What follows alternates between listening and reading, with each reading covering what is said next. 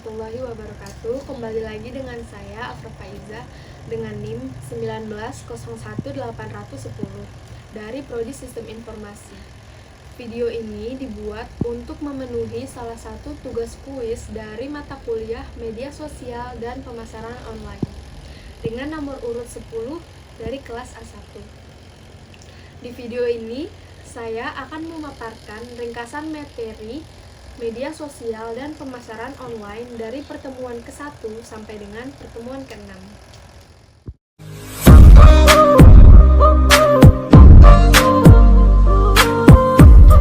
Apa saja pokok bahasan yang akan saya bahas?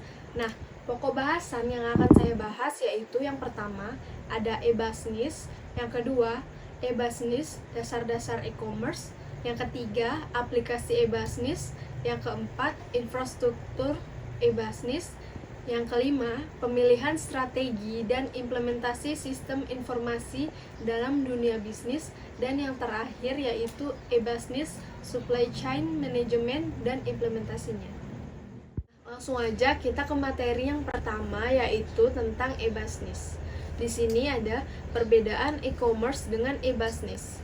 E-commerce itu adalah transaksi perdagangan barang atau jasa via media elektronik. Contohnya seperti Shopee, Bukalapak, Tokopedia, dan lain-lain. Sedangkan e-business adalah kegiatan bisnis yang secara otomatis atau semi-otomatis via sistem elektronik.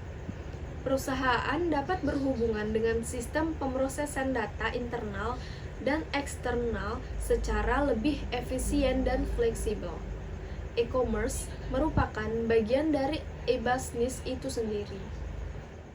Kemudian, ada klasifikasi dari e-commerce atau pengelompokan dari e-commerce ini. Yang pertama ada B2C, yaitu business to customer. Yang kedua ada B2B, business to business. Kemudian ada B2B2C atau business to customer. Kemudian ada C2C, yaitu customer to customer. Kemudian ada mobile commerce, kemudian ada location based commerce, intra business commerce, business to employee, collaborative commerce, e-learning, dan yang terakhir ada e-government atau e-procurement atau e-pros. Selanjutnya yaitu infrastruktur dari e-commerce. Ada internet. Internet merupakan jaringan komputer berskala besar di seluruh dunia. Kemudian ada intranet. Intranet merupakan jaringan dalam sebuah instansi atau perusahaan. Kemudian ada juga extranet. Extranet itu merupakan hubungan komunikasi antar perusahaan di luar perusahaan tersebut. Contohnya perbankan dan masih banyak lagi. Kemudian ada 5 area dari pendukung e-commerce, yaitu kebijakan publik seperti undang-undang IT, kemudian marketing seperti sarana pemasaran, seperti sumber daya manusia, iklan di TV, YouTube, web, dan lain-lain. Terus ada juga layanan pendukung. Layanan pendukung ini sebagai infrastruktur seperti internet itu sendiri, publik atau masyarakat yang mengakses infrastruktur servernya, dan lain-lain. Terus ada juga hubungan bisnis seperti perusahaan. Di satu layanan e-commerce biasanya melibatkan lebih dari satu perusahaan. Mereka bekerja sama untuk membangun satu tempat belajar online bersama. Dan yang terakhir ada human atau manusia, bisa pengguna seperti user, admin e-commerce itu sendiri, owner perusahaan, dan lain-lain. Di dalam e-business dikenal sebagai SCM atau Supply Chain Management. Supply Chain Management itu merupakan sebuah proses hulu hilir dari pengadaan bahan diproses sampai ke proses produksi, lalu menjadikan produk, lalu produk itu dijual ke konsumen. Nah, itulah yang namanya chain atau rantai. SCM, Supply Chain Management, adalah rantai pasok proses manajemen perusahaan. Komponen dari SCM itu sendiri yaitu ada upstream supply chain, kemudian ada internal supply chain, kemudian ada downstream supply chain. terakhir ada tipe dari supply chain management itu sendiri, yaitu tipe yang pertama membuat persediaan yang terintegrasi, kemudian pengisian ulang yang berkelanjutan, kemudian ada build to order, dan yang terakhir channel assembly. Next, pokok pembahasan yang kedua dari materi ringkasan ini yaitu tentang e-business, dasar-dasar e-commerce. Konsep dasar e-commerce yang pertama ada automation, atau sistem ini bekerja secara otomatis, dapat diakses kapan saja dan di mana saja. Asalkan kita punya akses internet, maka kita bisa mengakses e-commerce. Kemudian ada integration. Sistem ini dibuat secara terintegrasi dengan infrastruktur klien atau user, server, atau vendor-vendor penyedia e-commerce. Lalu ada juga publishing. Publishing ini dalam e-commerce digunakan sebagai media publikasi, contohnya seperti website, Instagram, sosial media, dan sebagainya. Kemudian ada interaction atau interaksi antara penjual dan pembeli. Kemudian ada juga transaction, merupakan transaksi jual beli antara penjual dan pembeli. E-commerce adalah media komunikasi informasi yang dibangun dengan teknologi informasi berupa sebuah aplikasi yang dapat dimanfaatkan untuk berbisnis. Huruf E di depannya adalah singkatan dari elektronik, bila tersambung menjadi electronic commerce. Kemudian, komponen lama dari sistem e-commerce yaitu ada telepon, fax, television, electronic payment or transfer system, electronic data interchange atau ADI, dan yang terakhir internet. Lalu komponen e-commerce yang saat ini masih digunakan yaitu ada aktivitas dilakukan secara elektronik menggunakan internet. Ada juga advertisement, lalu production, lalu purchases, lalu payment, dan delivery of service. Masih ada juga internet yang menggunakan fasilitas multimedia suara, image, dan transmisi teks. Dan yang terakhir, interaksi memungkinkan menggunakan sistem berbasis web. Kemudian, internet dan www. Internet adalah infrastruktur global yang menghubungkan jutaan komputer dan penggunanya. Sedangkan www atau World Wide Web merupakan sarana memperoleh dan menampilkan data informasi pada internet. Kemudian intranet. Intranet merupakan infrastruktur informasi lokal atau global yang menghubungkan internal organisasi. Di sini ada beberapa keuntungan dari e-commerce. Keuntungan e-commerce yaitu meliputi biaya operasional yang menjadi berkurang, kemudian meningkatkan kualitas pelayanan, memperbesar aliran pendapatan baru, meningkatkan pangsa pasar, dan melebarkan jangkauan pasar. Kemudian, ada juga kerugian pada pihak konsumen. Kerugian yang didapat oleh pihak konsumen itu merupakan rasa kurang puas terhadap fisik barang, kurang percaya dengan barang yang dipesan, dan kultur bahwa belanja rekreasi. Dalam e-commerce tentu saja memiliki sebuah resiko. Berikut adalah resiko pada e-commerce. Resiko-resiko dari e-commerce yaitu kehilangan finansial secara langsung, kemudian pencurian informasi secara rahasia, kemudian kehilangan kesempatan bisnis, lalu akses ke sumber oleh yang tidak berhak, lalu hilang kepercayaan dari konsumen, kerugian-kerugian yang tidak terduga, kehilangan finansial secara langsung karena kecurangan, berubahnya data finansial yang dilakukan oleh seorang yang tidak bertanggung jawab dengan cara mentransfernya secara ilegal, lalu pencurian informasi rahasia yang berharga. Ada juga terbukanya data-data penting yang dirahasiakan sehingga diketahui orang lain yang mengakibatkan kerugian bagi lembaga yang menyimpannya. Kehilangan kesempatan bisnis karena gangguan pelayanan, akibat sistem yang rusak secara tiba-tiba atau listrik mati yang mengakibatkan hilangnya kesempatan bisnis dalam waktu yang tidak dapat diperkirakan. Seorang hacker yang berhasil membobol sebuah sistem perbankan kemudian dapat dengan bebas memindahkan saldo dalam jumlah tertentu ke rekening pribadinya. Lalu, usaha pihak lain yang dapat menjatuhkan reputasi perusahaan sehingga pelayanan menjadi salah dan kacau yang mengakibatkan hilangnya kepercayaan konsumen itu tadi. Lalu ada kerugian-kerugian yang tidak dapat terduga dan gangguan-gangguan lain dari luar terhadap transaksi bisnis yang sedang dilakukan sehingga konfirmasi transaksi tersebut tidak dapat diterima dengan baik. Tipe dari e-business. Ada yang pertama, tadi telah saya bacakan, yaitu business to customer atau B2C. Contohnya, customer membeli buku dari toko virtual di internet, seperti Amazon.com. Kemudian ada business to business atau B2B. Contohnya, toko virtual perlu memesan buku dari berbagai penerbit buku. Proses pemesanan dapat menggunakan ADI, contohnya seperti global source. Ada juga customer to customer atau C2C. Contohnya, sebuah toko virtual mempunyai fitur untuk menjual buku bekas yang dipunyai oleh seorang customer ke customer yang lainnya. Contohnya adalah eBay. Lalu ada juga customer to business atau C2B. Contohnya adalah Priceline.com.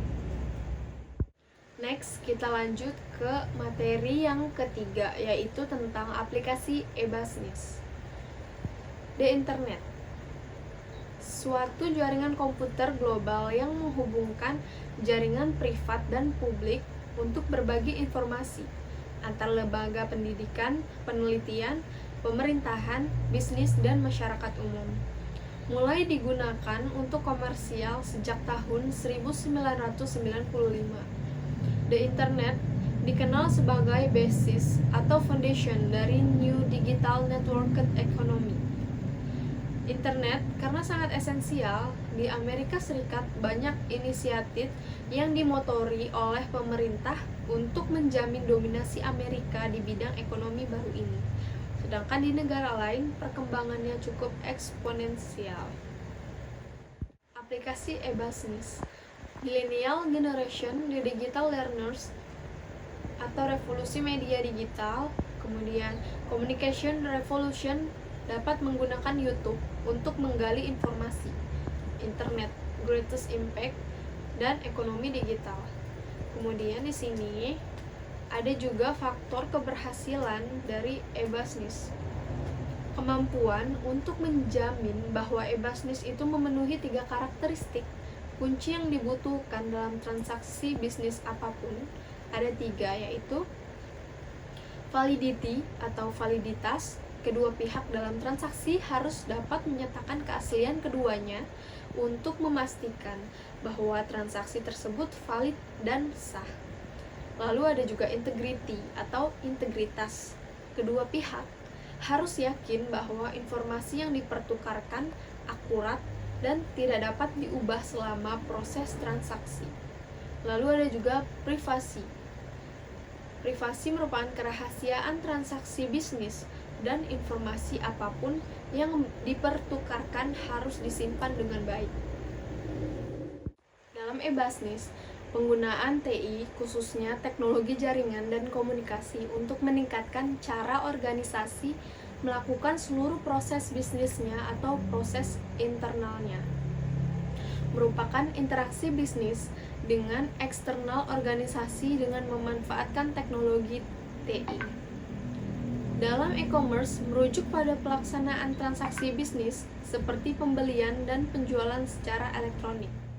E-business ini juga memungkinkan suatu perusahaan untuk bisa berhubungan dengan sistem pemrosesan data secara internal dan juga eksternal secara lebih efisien dan juga lebih fleksibel. Dengan menggunakan sistem manajemen pengetahuan, maka e-commerce ini memiliki tujuan untuk bisa meningkatkan revenue perusahaan. E-business juga merupakan salah satu aplikasi teknologi internet yang merambah dunia bisnis internal, melingkupi sistem, pendidikan pelanggan, pengembangan produk, dan pengembangan usaha. Contoh dari e-business Misalnya, pembelian barang secara online melalui www.blibli.com.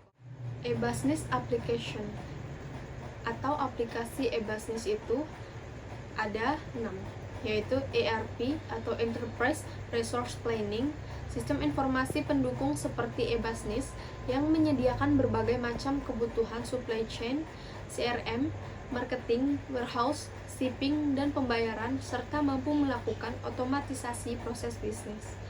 Lalu ada CRM atau Customer Relationship Management, sistem kustomisasi real-time yang manajemen customer dan melakukan personalisasi produk dan layanan berdasarkan keinginan customer.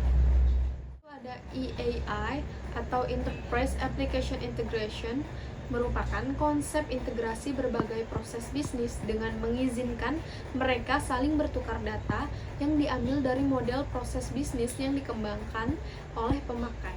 Lalu ada SCM atau Supply Chain Management. SCM ini adalah manajemen rantai supply secara otomatis terkomputerisasi. Lalu ada ESC atau Enterprise Collaboration System, mendukung dan meningkatkan komunikasi dan kolaborasi antar tim dan kelompok kerja dalam organisasi. Next, kita lanjut ke pokok pembahasan dari ringkasan materi yang keempat, yaitu dengan judul Infrastruktur e-business. Infrastruktur dasar dari e-business yaitu ada arsitektur hardware, software, konten dan data yang digunakan untuk memberikan layanan e-business untuk karyawan, pelanggan, dan mitra. Infrastruktur e-business harus memadai, cepat, dan memiliki responsibilitas tinggi merupakan hal yang sangat penting bagi perusahaan yang mengadopsi e-business karena hal tersebut akan mempengaruhi kualitas pelayanan yang dialami oleh pengguna maupun mitra bisnis. Lalu e-business memerlukan internet agar viral, juga untuk mengakses sosial media, website, blog, memasarkan produk dengan marketing melalui networking. Sekilas rutinitas di internet, ada layanan Google Docs, layanan email via Gmail atau Yahoo Mail, akun di jejaring sosial, streaming dari YouTube, penyimpanan data dengan Google Drive atau Dropbox. Semua layanan ini gratis menggunakan teknologi cloud computing. Dalam platform internet, posisi kita adalah sebagai pengguna. Ada laptop, ada HP, ada tablet, ada desktop. Di dalam internet, ketika kita menyusun aplikasi membutuhkan database, membutuhkan jaringan, membutuhkan komputer, membutuhkan konten. Konten merupakan isi dari sosial media kita, bisa berupa foto atau video. Saya akan menjelaskan tentang proses e-business. Proses e-business adalah arus kerja dari bahan baku, informasi, dan pengetahuan seperangkat aktivitas. Proses juga mengacu pada cara unik di mana manajemen memilih untuk mengkoordinasikan pekerjaan. Setiap bisnis dapat dilihat sebagai sekumpulan proses bisnis. Sistem informasi manajemen atau SIM berfungsi untuk mengotomatiskan tahap-tahap proses bisnis yang sebelumnya dilakukan secara manual, seperti pengecekan kredit klien, memperoleh tagihan, atau mengatur pesanan, pengiriman barang, dan lain-lain. Sebuah organisasi atau perusahaan besar umumnya memiliki banyak sistem informasi berbeda yang dibangun sekitar fungsi, tingkatan organisasi, dan proses bisnis yang berbeda yang tidak dapat bertukar informasi secara otomatis. SIM dan IT mengubah arus informasi, menggantikan langkah berurutan dengan tugas yang dapat dilakukan secara bersamaan secara paralel, dan menghilangkan penundaan pada pembuatan keputusan dengan teknologi online. Aplikasi perusahaan. Aplikasi perusahaan merupakan sistem yang melingkupi area fungsional, berfokus pada menjalankan proses bisnis di dalam perusahaan, termasuk seluruh tingkat manajemen.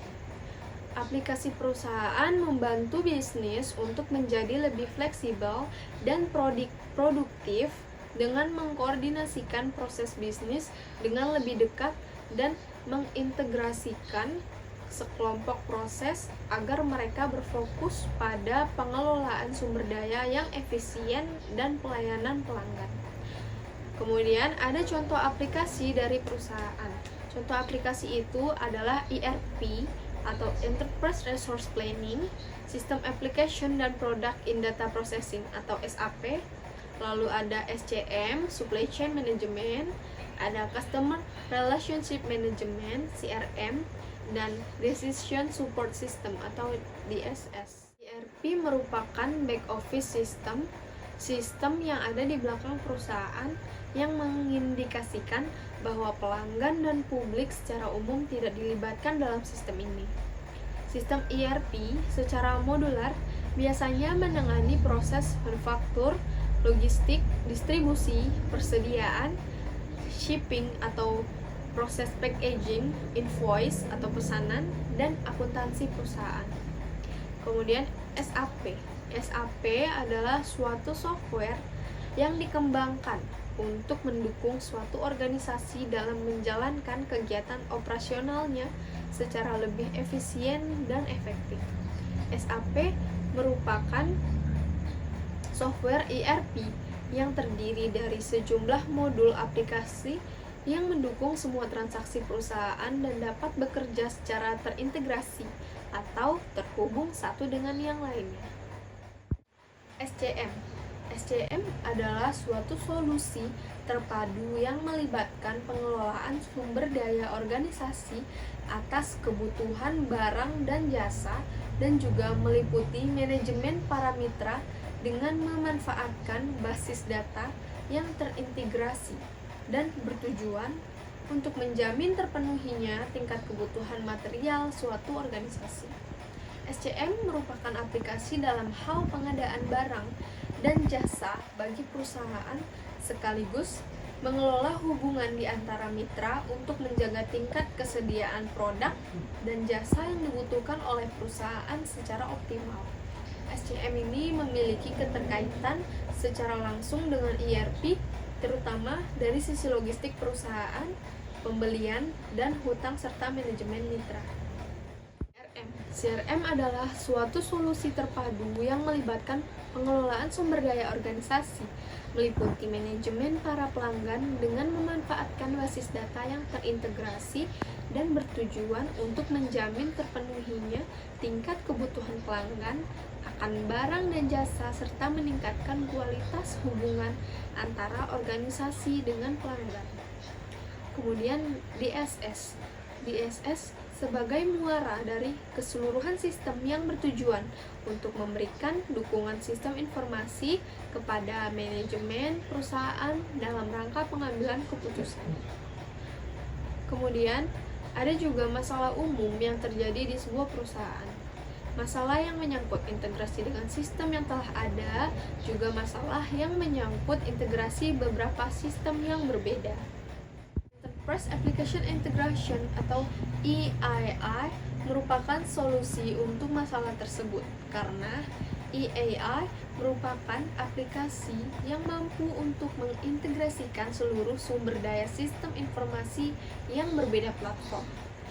Kemudian ada infrastruktur dari e-bisnis dalam skala kecil sampai dengan skala menengah, yaitu yang pertama dengan membangun website, membuat sistemnya, menentukan produknya, mengenalkan produknya, dan meraih keuntungan.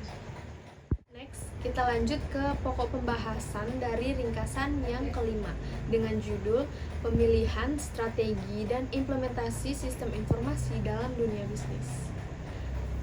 E-Business Planning Process, yaitu yang pertama ada menyusun visi dan misi dan nilai bisnis dari suatu perusahaan, model dan strategi dalam e-business atau IT strategis dan arsitektur atau infrastruktur hardware dan software dalam e-business di suatu perusahaan. Kemudian aplikasi e-business, pengembangan dan pengawasan atau implementasi aplikasi e-business apa yang mau dikembangkan di perusahaan tersebut. Komponen utama dalam e-business teknologi manajemen. Yang pertama berupa pengolahan e-business dan IT strategi atau penentuan sistem yang digunakan serta jumlah SDM serta controllingnya.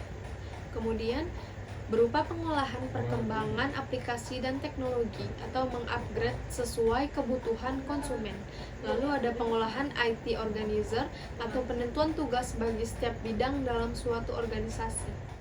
Perencanaan e-business. Dalam bagian proses perencanaan e-business difokuskan kepada pemilihan pendekatan yang inovatif untuk memuaskan nilai pelanggan dari suatu perusahaan dan untuk mencapai tujuan suatu bisnis. Proses perencanaan ini akan menuju kepada pembentukan strategi dan pembentukan bisnis untuk suatu platform e-business dan e-commerce yang baru, termasuk perubahan proses produk dan pelayanan. Berikut proses dari perencanaan e-business itu ada pengembangan strategi, yaitu mengembangkan suatu strategi e-business dan e-commerce yang mendukung visi bisnis perusahaan dan menggunakan teknologi informasi untuk membuat suatu sistem e-business itu memfokuskan kepada pelanggan dan nilai bisnisnya. Kemudian, resource management mengembangkan suatu perencanaan strategis untuk mengatur dan mengembangkan sumber daya teknologi informasi termasuk personal, hardware, software, data, dan network bisnis. Lalu ada teknologi arsitektur, yaitu membuat suatu pilihan IT strategi yang menggambarkan arsitektur teknologi informasi yang dirancang untuk mendukung e-business, perubahan, dan e-commerce inisiatif. Arsitektur teknologi informasi ada teknologi platform, bisa berupa internet, intranet, extranet, dan jaringan sistem komputer, sistem perangkat lunak, dan diintegrasikan dengan aplikasi perangkat lunak yang digunakan perusahaan untuk menyediakan suatu infrastruktur dalam bidang komputer dan komunikasi atau platform yang mendukung penggunaan strategi dari teknologi informasi untuk e-business dan e-commerce. Lalu ada sumber-sumber data, banyak jenis database operasional maupun khusus termasuk data warehouse dan internet atau intranet database yang menyimpan data dan informasi bagi proses bisnis dan pendukung keputusan. Kemudian ada arsitektur aplikasi. Aplikasi bisnis dari teknologi informasi dirancang sebagai suatu arsitektur yang terintegrasi dari sistem perusahaan yang mendukung strategi e-business inisiatif juga proses bisnis secara keseluruhan. Lalu, IT organization, struktur organisasi dengan menggunakan fungsi sistem informasi dalam suatu perusahaan, juga penggunaan tenaga ahli di bidang sistem informasi untuk mencapai perubahan strategi dari suatu bisnis. Bentuk dari suatu organisasi IT tergantung pada filosofi manajerial dan bisnis atau IT strategi yang diformulasikan selama proses perencanaan strategis. Media sistem platform, generation katalog produk, representation penjelasan produk, storage, transmission, search and retrieval, delivery pengiriman produk, bisnis secara elektronik. Berbisnis secara elektronik tidak perlu membutuhkan banyak tempat secara fisik, namun membutuhkan storage yang besar untuk file yang besar. Contoh situs-situs dari e-business yaitu dalam bidang perbankan ada BCA, BLL, Wells Fargo, dalam bidang kosmetik ada Avon, dalam bidang peralatan listrik ada General Electric. Kemudian komponen-komponen dari e-business yaitu ada kartu kredit, virtual shop, lalu e-product, produk yang sering disebut dengan e-product yaitu berupa produk informasi, produk entertainment, produk jasa, produk barang, dan produk keuangan. Perubahan dalam perubahan bisnis ada pemasaran dapat dilakukan secara luas dengan tingkat kompetisi yang lebih tinggi. Pertumbuhan dan perkembangan industri dan perusahaan sangat bergantung pada informasi dan pengetahuan. Produktivitas lebih ditekankan daripada formalitas kehadiran di tempat kerja. Produk dan layanan baru dapat dijumpai dalam komunikasi e-business. Struktur organisasi menjadi flat terdistribusi dan pemberdayaan yang dilakukan dalam organisasi era internet tersebut akan meningkatkan fleksibilitas dan penekanan respon atau biaya kerja tim lebih ditekankan untuk dapat memberi respon atau melahirkan inovasi-inovasi terbaru. Yang terakhir yaitu multimedia sistem platform, ada generation, representation, storage, transmission, search and retrieval, dan delivery. Next, kita kita lanjut ke pokok pembahasan dari ringkasan materi yang ke-6 atau yang terakhir, yaitu tentang e-business, supply chain management, dan implementasinya. Supply chain adalah jaringan perusahaan-perusahaan yang secara bersama-sama bekerja untuk menciptakan dan menghantarkan suatu produk ke tangan pemakai terakhir atau konsumen. Perusahaan-perusahaan tersebut termasuk supplier, pabrik, distributor, toko atau retail, serta perusahaan pendukung seperti jasa logistik. Ada skema dari SCM atau rantai pasok. Ada yang pertama yaitu supplier. Supplier mensuplai bahan ke perusahaan, kemudian manufaktur, perusahaan bahan baku dari sini menghasilkan produk. Kemudian distributor, lalu produk didistribusikan ke distributor, kemudian retailer, lalu dari distributor dia mensuplai ke toko-toko retail, dan yang terakhir customer atau konsumen ini berhubungan langsung dengan toko-toko retail. Kemudian perubahan paradigma persaingan bisnis dari single alone competition menjadi network competition. Kondisi ini menuntut organisasi untuk fokus pada strategi baru melalui pengelolaan koordinasi antara organisasi terkait yang lebih dikenal dengan suatu rantai pasokan. Persaingan yang terjadi sekarang adalah persaingan antara supply chain yang satu dengan supply chain yang lain. Siapa yang kuat, dialah yang menang. Ada 3 macam hal yang harus dikelola dalam supply chain management, yaitu material atau bahan, kemudian informasi, dan keuangan. Tujuan dari supply chain yaitu memaksimalkan keseluruhan nilai. Jadi, supply chain surplus atau customer value dikurangi dengan supply chain cost. Jadi, harga yang dibayar customer di sini itu dikurangi dengan biaya distribusi. Kalau kondisi ini hasilnya minus, berarti supply chain-nya tidak surplus. Harusnya di sini hasilnya adalah plus, baru dikatakan surplus. Contoh, dari penjualan sebuah router diperoleh pendapatan sebesar $60. Rantai pasokan menimbulkan biaya informasi penyimpanan, transportasi, komponen, perakitan, dan lain-lain. Keuntungan rantai pasokan di sini sama dengan $60 dikurangi dengan jumlah biaya dikurangi dengan biaya. Keuntungan rantai pasokan atau total laba dibagikan di semua tahap rantai pasokan. Keberhasilan diukur dari keuntungan rantai pasokan, bukan keuntungan pada tahap individu. Pelanggan merupakan sumber pendapatan. Sumber biaya adalah arus informasi, produk, dan finansial yang terjadi di antara tahapan-tahapan rantai pasokan. MRP yang efektif adalah manajemen arus di antara tahap-tahap rantai pasok untuk memaksimalkan jumlah keuntungan supply chain. Kemudian ada masalah pada supply chain management, yaitu rantai pasokan bisa sangat panjang karena melibatkan banyak mitra internal dan eksternal yang terletak di tempat yang berbeda. Bahan dan informasi harus mengalir di antara beberapa entitas. Proses transfer ini bisa lambat dan rawan kesalahan, terutama ketika ditangani secara manual. Perusahaan dapat meningkatkan peramalan permintaan mereka dengan menggunakan IT. Kurangnya infrastruktur logistik menimbulkan ketidakpastian waktu pengiriman. Masalah kualitas bahan dan komponen dapat berkontribusi untuk melakukan kekurangan dalam rantai pasokan. Perusahaan isi murni cenderung memiliki lebih banyak masalah rantai pasokan karena mereka tidak memiliki infrastruktur logistik dan terpaksa menggunakan jasa logistik eksternal. Tantangan dalam mengelola supply chain management, yaitu ada kompleksitas struktur supply chain dan ketidakpastian. Kemudian supply chain versus SCM. Supply chain ini adalah sebuah jaringan fisiknya, yakni perusahaan-perusahaan yang terlibat dalam memasok bahan baku, memproduksi barang maupun mengirimkannya ke pemakai terakhir atau konsumen. Sedangkan SCM itu adalah sebuah metode, alat, atau pendekatan pengelolaannya. Pendekatan yang ditekankan dalam SCM adalah terintegrasi dengan semangat kolaborasi. Komponen dari SCM itu ada upstream supply chain, meliputi aktivitas dari suatu perusahaan manufaktur dengan para penyalurnya dan koneksi mereka kepada para penyalur mereka. Aktivitas utamanya adalah pengadaan. Kemudian ada internal supply chain, meliputi sebuah proses in-house yang digunakan dalam mentransformasikan masukan dari para penyalur ke dalam keluaran organisasi itu. Aktivitas utamanya adalah manajemen produksi, pabrikasi, dan pengendalian persediaan. Kemudian ada downstream supply chain, meliputi semua aktivitas yang melibatkan pengiriman produk kepada pelanggan akhir.